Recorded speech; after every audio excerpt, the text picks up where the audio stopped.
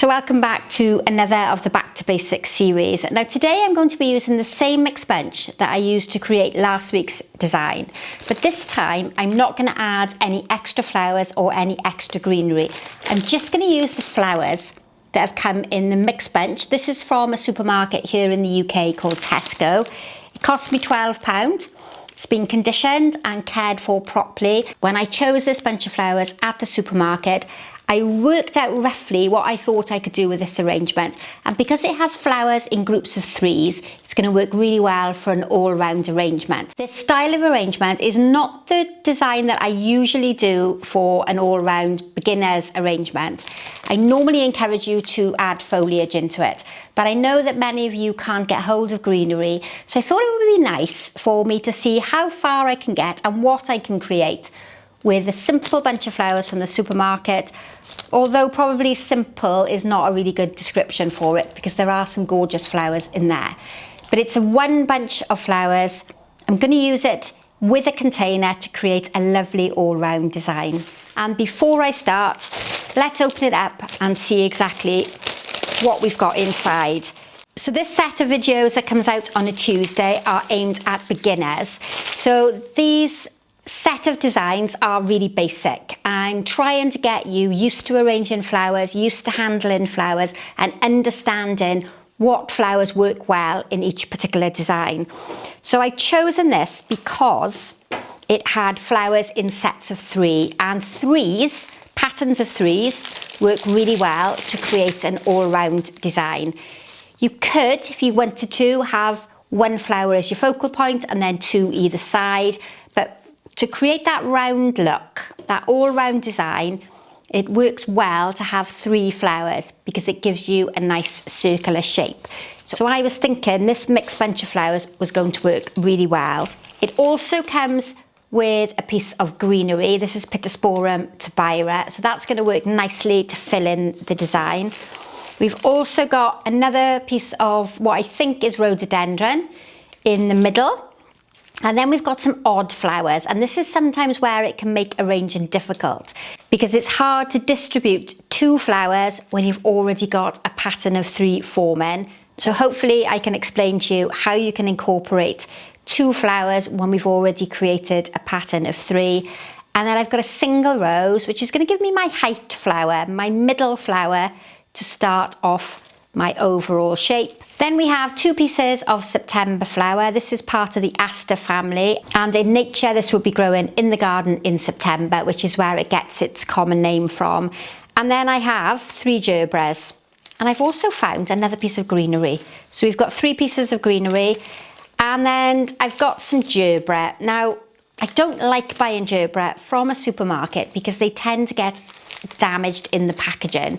So I've tried to find a bunch of mixed flowers that had the best three gerberas.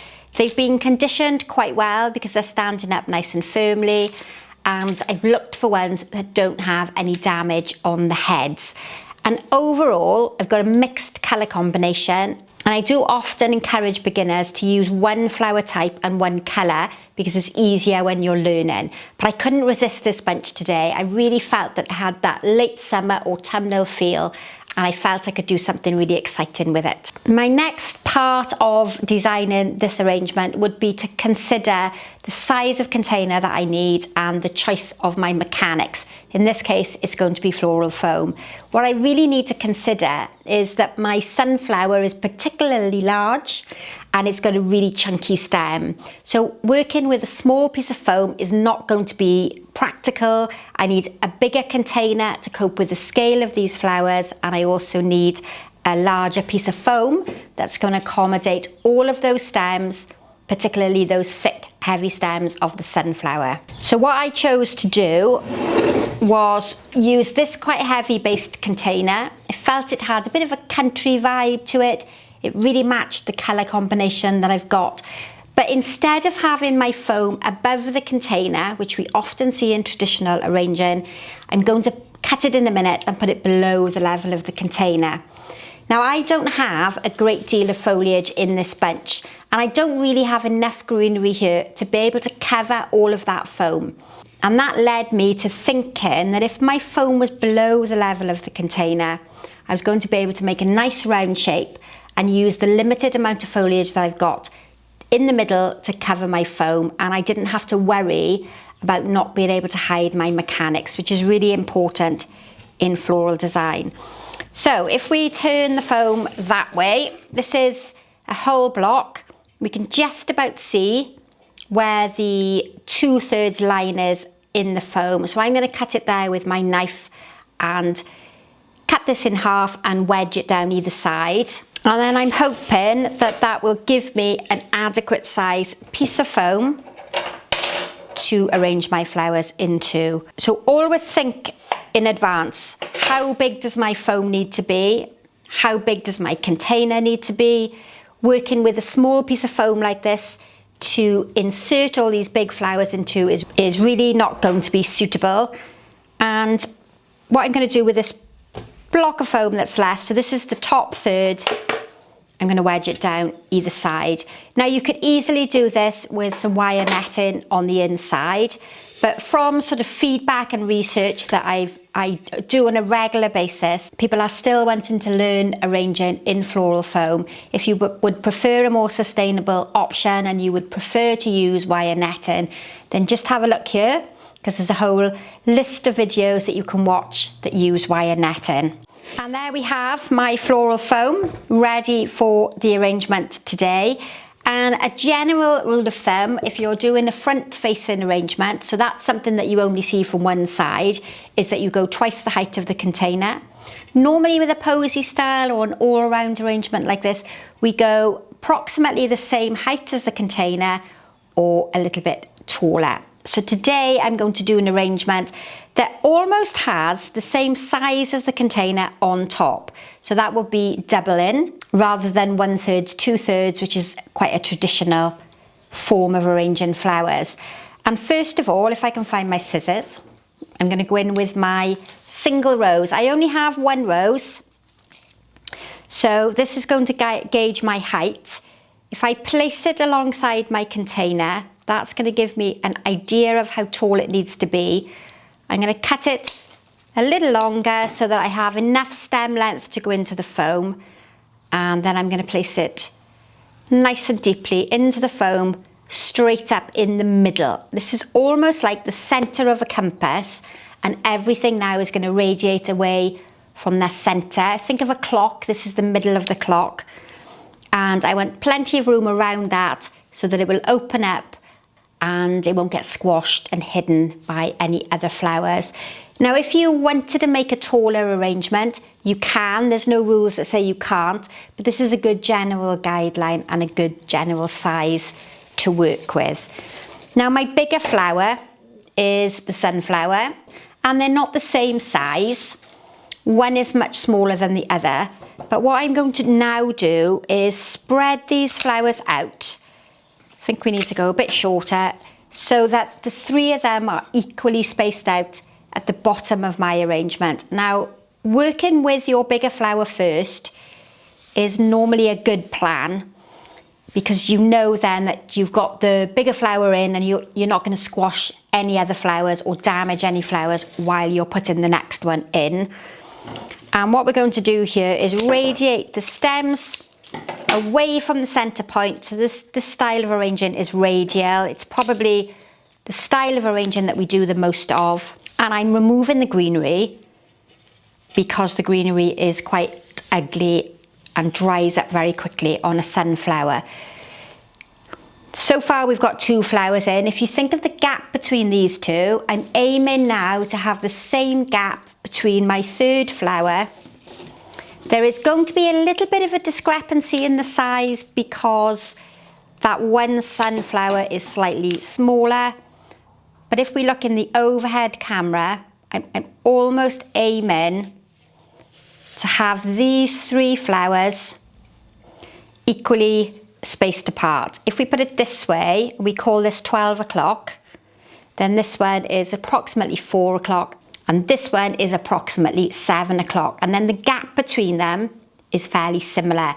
So it makes a really good all-round arrangement. What I'm going to do next is to put my 3 gerbras in. You could do greenery if you prefer, but because the gerbera is quite soft stemmed, I'm going to place it in before any of my greenery so that it's easier for me to put into the foam rather than risk damaging that gerbera by forcing it through lots of greenery. And I'm going to do exactly the same thing. I'm going to place 3 of them in between each one of the sunflowers at a slightly different level. So this time I'm a bit higher, but your larger flower is the focal flower and the focal flower is the one that's at the base of your arrangement.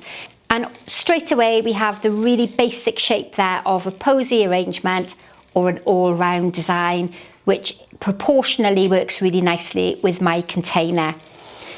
My next job is going to be to put in the greenery, and I need now to try and fill in the gaps in between. So that's my first job. I'm just going to go in between each sunflower, almost like to create an outline or a collar around the outside. If you wanted to buy more flowers and a bigger selection of flowers, then you could add in here another rose or a spray carnation. But I am really keeping this to the bare bones today so that you can really see almost like a skeleton version of a simple arrangement. And then in the middle, we're going to put some more of the pittosporum a bit higher up this time to try and cover all of that foam.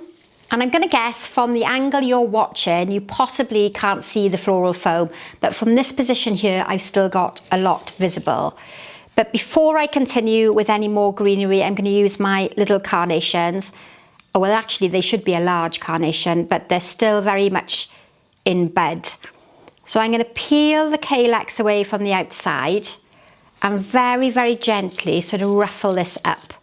And because I've only got 2, I'm now going to have to go almost like in opposite positions rather than in that 3rd position like I did with those sunflowers at the beginning. So I'm going to do 1 in this position and 1 roughly over here. So if you think of this as being a table setting, I'm sitting this side, you're joining me for a really nice evening meal. I need to bring this pink colour over onto the opposite side so that whoever is sitting on this side of the table can also see this nice pink colour. And then I'm going to pop this one as opposite that as I can get. It's not going to be perfect because I've gone from working with 3s to working with 2s. But basically what I'm doing is creating a pattern. It's a pattern of flowers, either in groups of 3 or groups of 2. And then with the remainder of my greenery, oops, nearly dropped that one. I'm going to get nice and close now, as low down in that foam as I can get to really cover that floral foam. I possibly could have gone even lower with this foam, and that is really something that you will learn and you will understand as you progress through floral design. The mechanics, anything like your foam or your wire netting needs to be completely covered, and thinking through the arrangement before you start is really important rather than rushing to get your flowers in position. And I'm hoping that by the time I've used up all of this greenery here, I will have this foam covered. The other option, of course, is to buy something like gypsophilia or another filler flower like solid aster. Or if you've got a garden, you could always select a little bit more greenery from the garden just to make sure your mechanics are hidden. And if you've got moss, moss is always a really good one for tucking down low and hiding that floral foam. And then I've got one more quite large piece. Spin it round to see where I really need that to go. And I think I'm going to add it just by this little gerbera here in that position. Whoops, we've just knocked that rose out of the way. And from this position here, ideally, I would probably like to have had 1 more bit of greenery, but it wasn't supplied in the mixed bench, so that's the best I can do with that 1 bunch of flowers. Then what I'm going to do is I'm going to cut my aster flower in half. So instead of having 1 piece, I'm going to get 2 pieces out of it. One of them is going to come up nice and tall there alongside that rose. And one of my favourite colour combinations is red and purple together. I always think it's lovely. I'm probably not going to get 2 out of there. Oh, can I? Yes, let's try. Let's cut it there. So I've got 2 pieces. This one can come up on the other side, and then I'm looking for the opposite position to that aster there on the bottom, and I can place that in. So with one supermarket bunch of flowers, we've got quite a pretty floral design. Think about all those hints and tips that I gave you at the very beginning. Look at the size of your flower and decide if it's a small flower and needs a small container, or it's a big flower like my sunflowers and it needs to have a bigger container. And think about how heavy and thick those stems are to decide how big your floral foam needs to be.